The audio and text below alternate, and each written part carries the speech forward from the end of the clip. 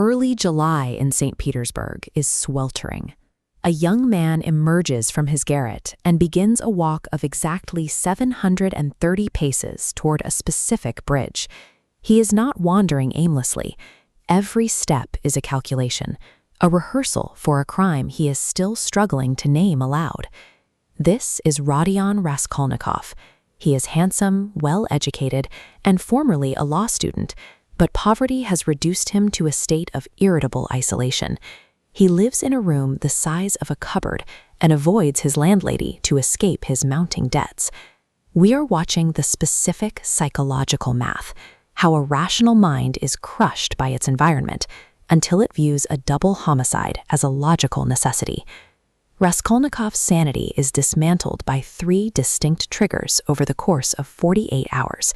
We can forensically examine these weights as they are added to his conscience, one by one. The first trigger is the suffocating atmosphere of the city. Petersburg is a maze of dust, scaffolding, and the stench of pothouses, a physical crusher that grates on Raskolnikov's nerves.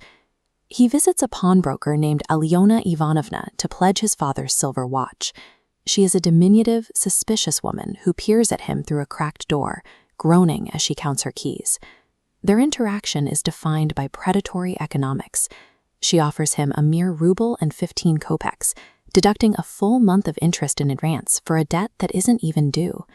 The encounter leaves him with a sense of intense repulsion. He begins to view the pawnbroker as a parasite, a realization that suggests the world might be more efficient without her. Seeking an escape from the heat, Raskolnikov enters a dark tavern where he meets Marmeladov, a disgraced former clerk with a bloated, greenish face and hay clinging to his ragged coat. Marmeladov delivers a harrowing monologue about his family's starvation. He describes his own tragic inability to stop drinking, even as his wife coughs up blood and his children go days without a crust of bread. He reveals that his daughter, Sonia, has taken a yellow ticket to provide for them. This was an official document issued by the police to women in the sex trade, a mark of permanent social exile. Marmeladov's despair poses a terrifying question. What does a man do when he has absolutely nowhere left to turn? For Raskolnikov, this confirms that for the destitute, there is no passive way out. The following morning, a heavy letter arrives from his mother. While it should be a source of comfort, the contents provide the final psychological blow. His sister, Dunya, has agreed to marry a wealthy government official named Luzhin. Luzhin is a controlling man who admits he wants a bride from poverty so that she will be forever indebted to his generosity.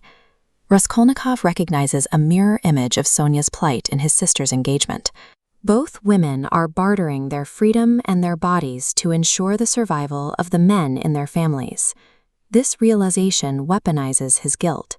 He cannot accept a future funded by his sister's misery, creating a psychological debt that makes a conventional moral life feel impossible. In a daze, Raskolnikov encounters a teenage girl staggering along the boulevard, clearly intoxicated and being stalked by a wealthy dandy. He initially intervenes, begging a policeman to protect her, and even handing over his last coins to pay for her cab home. But his compassion suddenly vanishes. He shouts at the officer to let them be, coldly telling himself that a certain percentage of people must be consumed by society to keep the rest intact. This apathy marks a final break from his peers. He has fully accepted that human suffering is an immutable law, severing his final tie to common human morality. Exhausted and starving, Raskolnikov retreats to Petrovsky Island, where he collapses into the grass and falls into a delirious sleep. He determines that he will not allow his sister to sacrifice herself. This leaves him with only one path. He must acquire wealth immediately by taking it from the pawnbroker. The target is locked. He will eliminate the parasite to save the innocent, fully justifying the act within his own mind. Dostoevsky provides a forensic map of the environmental pressures and psychological fractures that manufacture a criminal.